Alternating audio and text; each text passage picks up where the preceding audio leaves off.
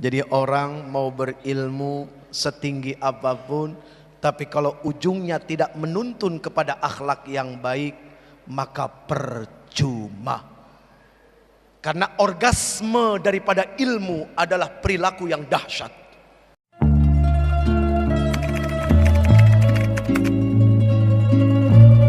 Kenapa kok hidup tidak menjadi sederhana? Dasarnya satu, karena manusia senang membuat masalah dengan dirinya sendiri.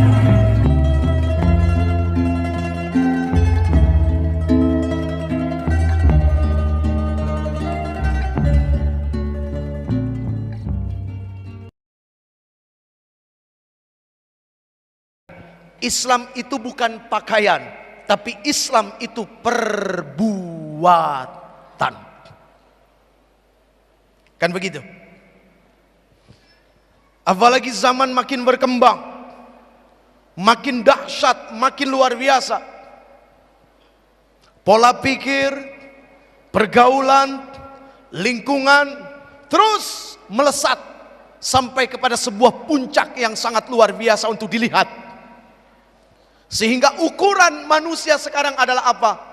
Silakan boleh pinter bicara, tapi lihat bagaimana akhlaknya. Barusan kan oh ya. Oh. Ukurannya akhlak. Ya. Mau ada orang hafal Quran 30 juz, tapi akhlaknya nggak beres.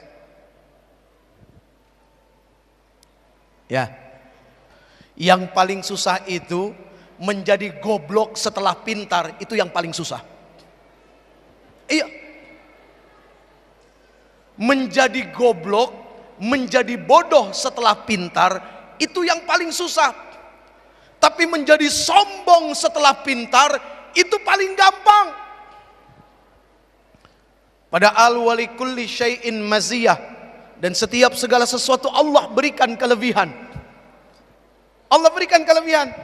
Cerita, suatu hari ada 3 profesor dengan kelulusan yang tidak sama, disiplin ilmunya berbeda. Yang satu ahli fisika, yang satu ahli kedokteran, yang satu ahli sejarah. Tiga-tiganya kepengen berangkat pergi menyeberangi pulau. Namanya nyebrang pulau, bohong kalau tidak butuh perahu. Dan perahu tidak akan mungkin jalan sendiri tanpa tukang perahu. Di sepanjang perjalanan, dasar ilmuwan,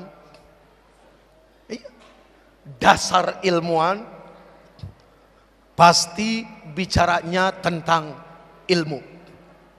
Gitu kan ya? Dasar ustadz pasti ngomongnya agama. Dasar preman pasti ngomongnya kriminal. Kan begitu? Nah, ini perbedaan yang jelas. Sepanjang jalan mereka bicara tentang ilmu. Lagi-lagi profesor hanya seorang manusia biasa. Lagi-lagi ustadz hanya seorang manusia biasa. Muncul sifat pengen iseng sama tukang dayung. Yang pertama, dia tanya tentang masalah sejarah. Tukang dayung ditanya sejarah. Kamu tahu nggak sejarah kekaisaran Romawi?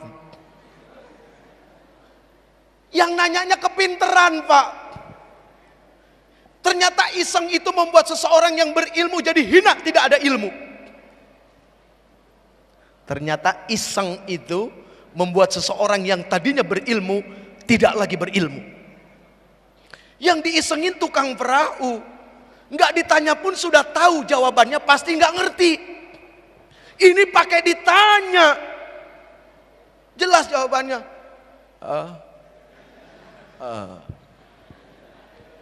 Istiqomah saja dia mendayung. Nggak tahu. Wah, bapak sepanjang hidup kalau nggak tahu sejarah rugi, Pak. Persis kurang ajar loh. Tahu aja gue bekas tukang dayung. Yang kedua iseng, nanya tentang perkara fisika, teori teori ini. Jawabannya Wah, bapak seumur hidup kalau nggak ngerti ilmu fisika rugi pak jadi manusia. Terus sampai yang ketiga, dia tanya, bisa nggak, tahu nggak, ngerti nggak cara membedah perut? Padahal dia sering ngebedah perut ikan, tapi dia nggak mau ngomong. Itu dokter belum tentu bisa ngebedah perut ikan, meskipun dokter ahli bedah, tapi untuk perut ikan belum tentu. Allah yang memang maha adil, ditunjukkan kekuasaan Allah Subhanahu wa taala kepada yang berilmu namun sombong, kepada yang berilmu tapi tidak dituntun oleh akhlak.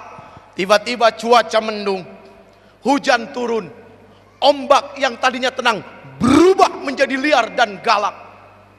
Digulung itu perahu oleh ombak, wah, tenggelam semuanya.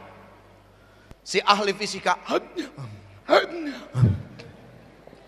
sang dokter,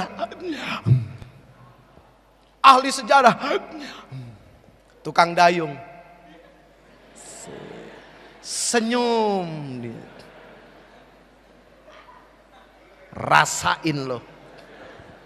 Sekarang tukang dayung yang tanya, hei kalian orang-orang berilmu, kalian tahu nggak cara menyelamatkan diri dari tenggelam? Kalau begitu selamat mati, ditinggalin akhirnya. Jadi orang mau berilmu setinggi apapun, tapi kalau ujungnya tidak menuntun kepada akhlak yang baik, maka percuma. Karena orgasme daripada ilmu adalah perilaku yang dahsyat. Maaf ya, saya pinjam bahasa orgasme, nggak apa-apa kan? Nah, terserah yang ngomong kan, bebas aja kan begitu. Puncak daripada keilmuan adalah akhlak. Akhlak itu adalah sebuah kecerdasan, hasil dari sebuah olah jiwa, raga, lahir, batin.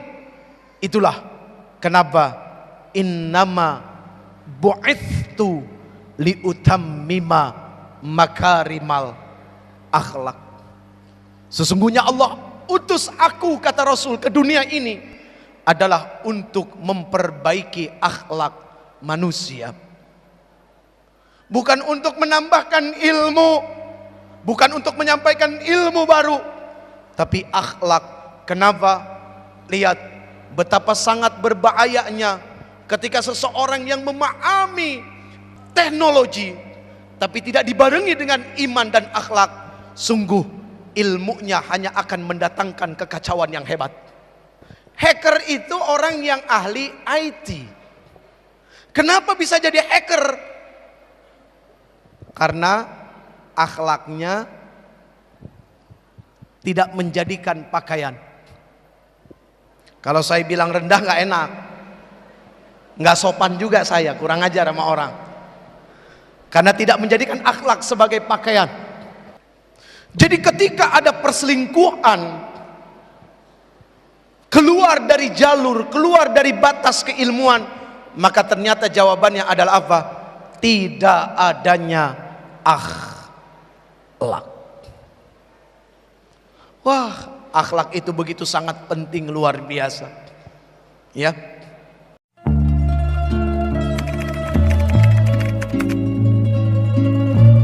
Kenapa kok hidup tidak menjadi sederhana? Dasarnya satu, karena manusia senang membuat masalah dengan dirinya sendiri.